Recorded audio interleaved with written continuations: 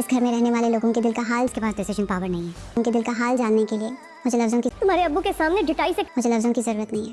سے کھڑے ہو کر شادی سے انکار کر دیا. کچھ بھی کرے میں ان کے چہرے پڑھ کر ان کی خود سمجھائیں اسے ورنہ سب بکھر جائے. ان کے غم کا اندازہ لگا سکتی ہوں. میں تم سے نکاح کروں.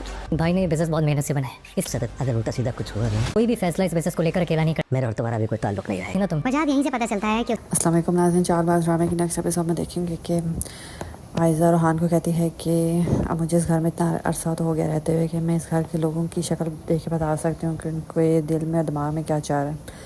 تو روحان کہتا ہے اچھا تو ایسا ہے. تو عائزہ کہتی ہے ہاں. تو روحان کہتا ہے اچھا بتائیں میرے دل اور دماغ میں کیا چاہ رہا ہے. تو عائزہ کہتی ہے یہی کہ تمہیں عنایہ سے شادی سے کوئی اعتراض نہیں ہے. تو روحان آگے سے چپ ہی کر جاتا ہے.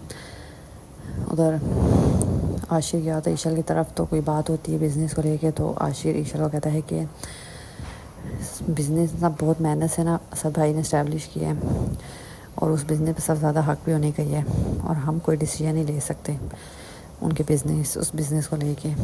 اس لیے آئندہ مجھ سے اس سلسلے میں کوئی بات نہ کرنا. تو عیشل کے پیرنٹس یہ سن کے حیران ہو جاتے ہیں. تو عیشل کی ماں اس کے باپ کو کہتی ہے کہ سارا بزنس تو اسد کا ہے. عاشر کے پاس تو ایون کہ ڈیسیژن پاور بھی نہیں ہے کہ وہ ڈیسیژن لے سکے بزنس سے ریلیٹڈ کوئی. یہ بات تو ہے نا پریشانی کی. تو عیشل کا باپ کہتا ہے تم کیا زیادہ ہی سوچ رہے ہو, آگے جا کے ٹھیک ہو جائے گا. ادھر عنایہ نے جب سے اپنے باپ کے سامنے اعتراف کیا ہے کہ وہ کسی اور سے محبت کرتی ہے اور اسی سے شادی کرنا چاہتی ہے, تب سے اس کا باپ بہت پریشان ہے. اور عائزہ کی ماں بھی اسے فون کر کے کہتی ہے کہ عنایہ نے اتنی ڈھٹائی کے ساتھ تمہارے ابو کے سامنے کہہ دیا کہ وہ یہ شادی نہیں کرنا چاہتی, وہ کسی اور سے شادی کرنا چاہتی ہے. تو عائزہ کہتی ہے امی سمجھائیں آپ اس کو, ورنہ بات نکل گئی نا تو بہت مسئلہ ہو جائے گا. تو ران گزر رہا ہوتا ہے تو عائزہ کی فون پہ بات سن لیتا ہے اور دیکھتا ہے کہ پریشان ہے اس کی بھابھی.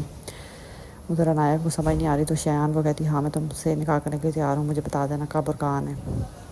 ادھر عنایہ کے باپ نے بھی اس کی ماں کو کہہ دیا کہ اگر کوئی عنایہ نے الٹا سیدھا قدم اٹھایا نا تو تمہارے اور میرے جو بیچ میں بھی رشتہ ہے وہ ختم ہو جائے گا. عنایہ کی ماں تو صحیح پریشان ہے. شاید عنایہ کی ماں اس کو یہ بتائے کہ اس کے باپ نے اس کی طلاق دینے کی دھمکی دی ہے تو شاید عنایہ کو عقل آ جائے اور جو نکاح کرنے کے بارے میں سوچ رہی ہے ٹائم پہ رک جائے غلط فیصلہ کرنے